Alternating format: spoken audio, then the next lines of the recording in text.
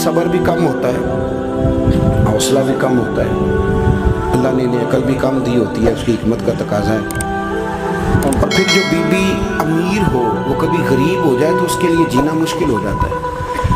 غریب آدمی امیر ہو جائے تو گزارا ہو جاتا ہے، اور خدا نہ خواستہ امیر اگر غریب ہو جائے مشکل ہوتی ہے۔ سیدہ طیبہ طاہرہ حضرت خدیجہ الکبریٰ رضی اللہ تعالیٰ عنہ مکے کی ملکہ تھیں۔ آپ فرماتی ہیں 20 نوکرانیاں تھیں میرے گھر میں۔ توجہ ہے میری بات پر؟ یہ آگے والوں کو سمجھ آ رہی ہے، کوئی ہاں نہ کر رہے ہیں، پیچھے والے تو بالکل گمزوں میں۔ بھائی دوستو توجہ کرنا میری بات پر۔ مکے کی ملکہ 20 عورتیں کام کرنے والی، فرماتی ہیں کبھی پانی کا گلاس بھی اٹھ کے نہیں پیا تھا۔ اللہ۔ پھر اسی بی بی نے حضور کی غلامی اختیار کی، پھر کلمہ پڑھا۔ ظہر کے وقت ابن اسحاق کہتے ہیں ظہر کے وقت انہوں نے اپنا مال حضور کے قدموں میں سارا پیش کر دیا۔ عصر سے پہلے پہلے میرے نبی نے ہر چیز اللہ کے راستے میں تقسیم کر دی۔ جس کی 20 کنیزائیں تھیں، پڑھو کنز الاموال، یہ حدیث اختلاف روایات کے ساتھ بخاری میں بھی موجود ہے۔ حضرت ابو ہریرہ رضی اللہ تعالیٰ عنہ فرماتے ہیں کہ سیدہ طیبہ طاہرہ حضرت خدیجہ الکبریٰ کے بارے میں محبوب نے فرمایا کہ خدیجہ میرے لیے کھانا پکا کے باورچی خانے سے نکلی، خود حضرت خدیجہ کپڑوں پہ پیوند لگے، خود چولہا جلایا، خود چولہا جلایا۔ اور وہ بی بی جس کے پاس ہر گھنٹے کے بعد نیا سوٹ تیار پڑا ہوتا تھا، اس کے کپڑوں کو پیوند لگے۔ جیم جان دا کچھ وسا نہیں، جان یار نو دے تشاد ہو جا، اس سے دل دے ہیں فساد سارے، دل دل بر نو دے تے آزاد ہو جا، جو رکھے آباد تے رو وسدا، تے جدوں کرے برباد برباد ہو جا، جدوں کرے برباد ہاں پھر برباد بھی ہو۔ پھر سکھ لینے کے لیے نا وَلَنَبْلُوَنَّكُمْ بِشَيْءٍ مِّنَ الْخَوْفِ وَالْجُوعِ وَنَقْصٍ مِّنَ الْأَمْوَالِ وَالْأَنفُسِ وَالثَّمَرَاتِ۔ یہ تو شہادت گاہ الفت میں قدم رکھنا ہے۔ لوگ آسان سمجھتے ہیں مسلمان ہونا۔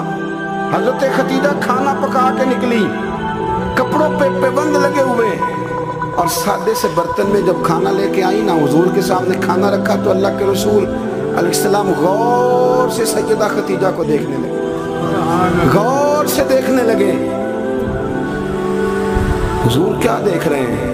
تو محبوب فرمانے لگے خدیجہ تیرے آنے سے پہلے پہلے جبریل امین آ گئے۔ ہر واقع کہہ رہے ہیں یا رسول اللہ خدیجہ کھانا لے کے آ رہی ہے، اور رب فرماتا ہے جب خدیجہ کھانا لے کے آئے تو اسے اس کے رب کا سلام کہہ رہے ہیں، اسے اس کے رب کا۔ ہاں بھائی جب قربانی آپ دیتے ہیں، قربانی اس وقت جو اعزاز ہوتا ہے وہ بدل جاتا ہے۔ حضرت خدیجہ نے قربانی دی، نبی پاک کی 4 بیٹیوں نے قربانی دی۔ حضور کی کتنی بیٹیاں؟ بول کے بتاؤ، بول جی۔ یہاں بڑے بڑے دسدے کیوں نہیں جی کنیاں نے؟ اللہ آپ کو خوش رکھے۔ 4 بیٹیاں حضور کی۔ یہاں بڑے بڑے لوگ اب نا لوگ عمروں کا حساب کرنے لگتے ہیں۔ مجھے ایک صاحب کہنے لگے جی ایک بندہ کہہ رہا عمر اتنی بنتی ہے تو اتنی بنتی ہے تو 4 کیسے ہو گئی؟ میں نے کہا دین کاؤنٹنگ سے نہیں ہوتا، دین اللہ رسول کے فرمان کا نام ہے۔ وہ کاؤنٹ کرنے سے دین نہیں بنتا بھائی۔ خود رسول کریم نے فرمایا یہ میری بیٹی ہے۔ کب؟ حضور کی ایک صاحبزادی حضرت عثمان غنی کے نکاح میں تھی، انتقال کر گئی، نبی پاک نے دوسری کا نکاح کیا تو صحابہ نے اس کی حضور بڑے خوش نصیب ہے، عثمان کو آپ نے دوسری بھی دے دی۔ تو حضور نے فرمایا یہ تو میری 2 بیٹیاں تھیں، یہ تو میری 2 بیٹیاں تھیں، میری 40 بھی ہوتی تو ایک کے بعد دوسری انتقال کرتی رہتی، میں ساری عثمان غنی کے نکاح میں دے دیتا۔ نور کی سرکار سے پایا تو شالہ نور کا، ہو مبارک تجھ کو ذوالنورین جوڑا نور کا۔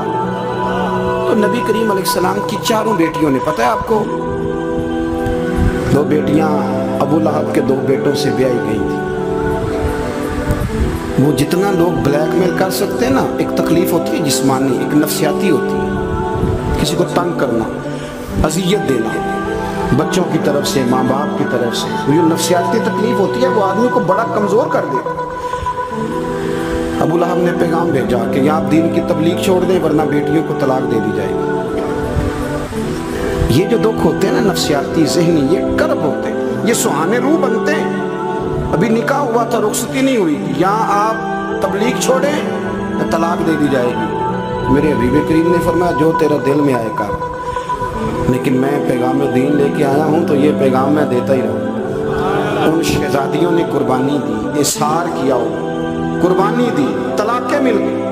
حضرت زینب حضور کی بڑی صاحبزادی، سب سے بڑی شہزادی نبی کریم کی، ان کی بیٹی کے بارے میں صحیح بخاری کی حدیث ہے، صحابہ کہتے وہ حضور کی سب سے بڑی نواسی تھی جناب زینب کی صاحبزادی۔ جب حضور نماز پڑھنے آیا کرتے تھے تو انہیں سانس لایا کرتے، اور حضرت ابو دردہ کہتے ہیں میں نے اپنی آنکھوں سے دیکھا کہ جب حضور قیام میں کھڑے ہوتے تو بیٹی کو دونوں ہاتھوں میں رکھ، میری طرف دیکھیے جی، بیٹی کو دونوں ہاتھوں میں رکھ لیتے، اور جب حضور رکوع اور سجدے میں جاتے تو بیٹی کو نیچے کھڑا کر لیتے۔ حضرت زینب، ان کے بچے بھی تھے پہلے، جناب عمر بن عاص کے ساتھ ان کا نکاح بھی ہوا تھا۔ میری باتوں کی سمجھ آ رہی ہے آپ حضرات کو؟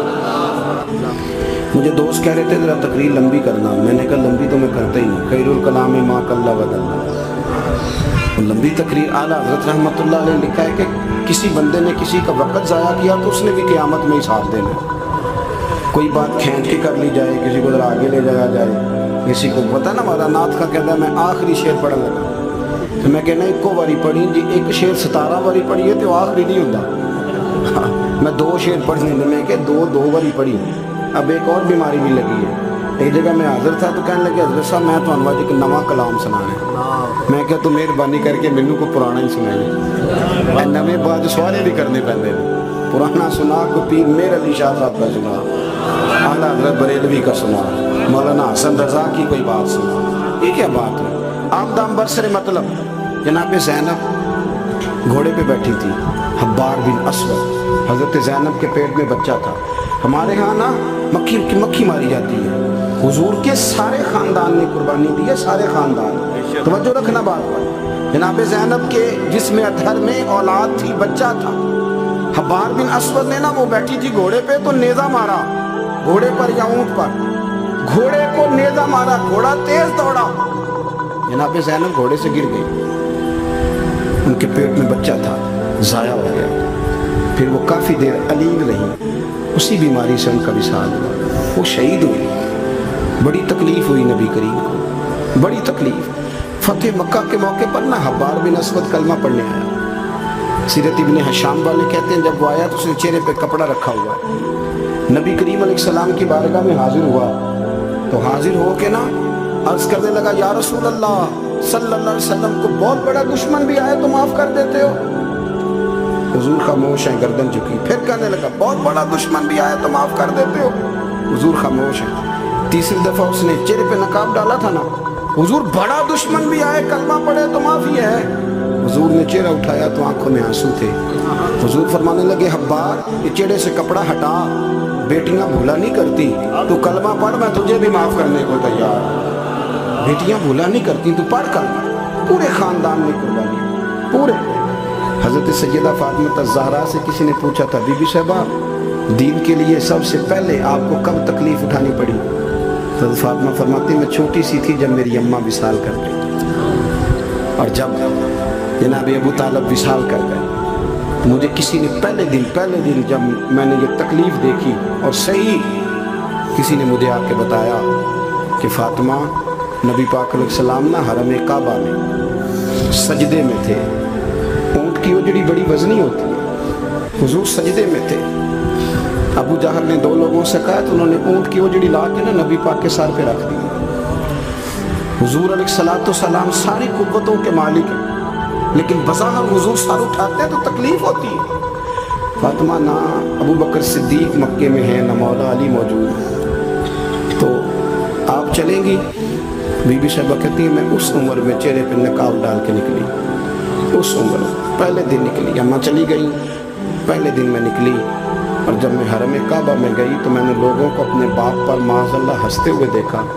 کہتی میں نے کھینچ کے اجڑی حضور کی اتاری، نبی کریم نے میرا چہرہ دیکھا تو حضور رو پڑے۔